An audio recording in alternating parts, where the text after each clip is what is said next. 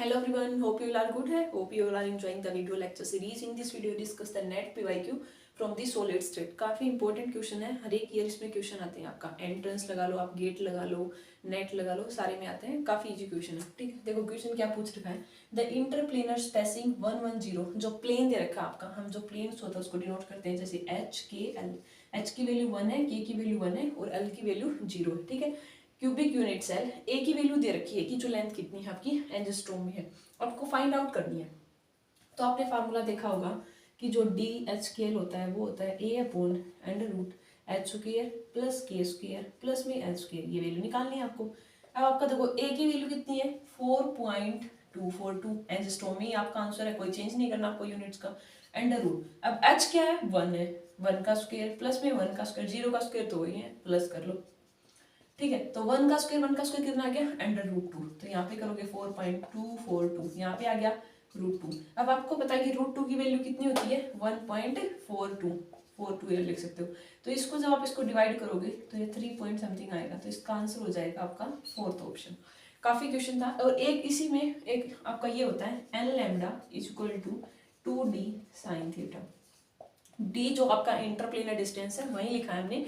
D को अगर आप खोलोगे इसका फॉर्मूला तो ए अपॉन एच के एल होता है. ठीक है, तो इससे हर एक ईयर का कोई भी ऐसा कोई क्वेश्चन पेपर नहीं होता होगा जिसमें क्वेश्चन नहीं आते हो. ठीक है, इससे आता है, इसको ब्रैग्स लॉ बोलते हैं. एन होता है नंबर ऑफ ऑर्डर, कितना आपका फर्स्ट ऑर्डर है, सेकंड ऑर्डर. लैम्डा आपको वेवलेंथ होती है. डी आपको पता चल गया एंगल. तो कई बार क्या करते हैं एग्जामिनर, आपको ये सारी वैल्यू गिवन होगी तो थीटा की वैल्यू कैलकुलेट पूछ लेता है, ये गिवन होगी ये पूछ लेता है, यहाँ से ए पूछ लेता है, ये प्लेन्स गिवन होगा. तो यहाँ से आपके क्वेश्चन आते हैं.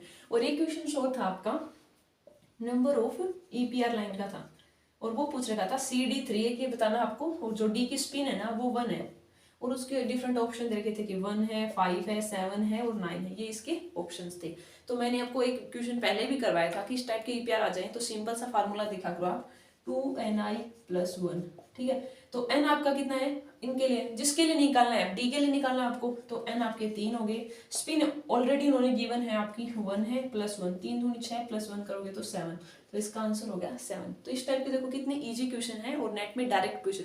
तो इसमें आपको 1 मिनट भी नहीं लगा, मतलब 30 सेकंड में आप कर सकते हो. इसका तो सीधा फार्मूला पता होना चाहिए, ये भी डायरेक्ट फॉर्मूले से हो जाते हैं कई बार. तो फिजिकल के क्वेश्चन हम सोच लेते थे हार्ड, कई बार वो डायरेक्ट भी होते हैं, हम अटेम्प्ट करने की ट्राई नहीं करते. तो सॉलिड स्टेट है जैसे उसमें डायरेक्ट आ जाते हैं. केमिकल काइनेटिक्स में भी ऑर्डर के क्वेश्चन डायरेक्ट ही आ जाते हैं, ज़्यादा वो नहीं होते. इलेक्ट्रोकेमिस्ट्री में भी कई बार नोट सेल डायरेक्ट पूछ लेता है, अननोन इक्वेशंस से. हम ट्राई कर रहे हैं कि ऐसे डिफरेंट टाइप के क्वेश्चंस लेके आए ताकि कंसेप्ट भी आपको रिवाइज होता रहे. और साथ में ही ये ट्राई करेंगे, जैसे आपका 11th और 12th के स्टूडेंट्स की मेल आ रही थी कि उनके भी कंसेप्ट करवाए, तो हम ये ट्राई करेंगे कंप्लीट एक चैप्टर्स को उठाएंगे. उसमें 1 शॉर्ट रिवीजन होगा कि 1 आपकी 30 मिनट की वीडियो बनेगी या 40 की बनेगी, उसमें कंप्लीट चैप्टर्स का होल रिवीजन हो जाएगा आपका.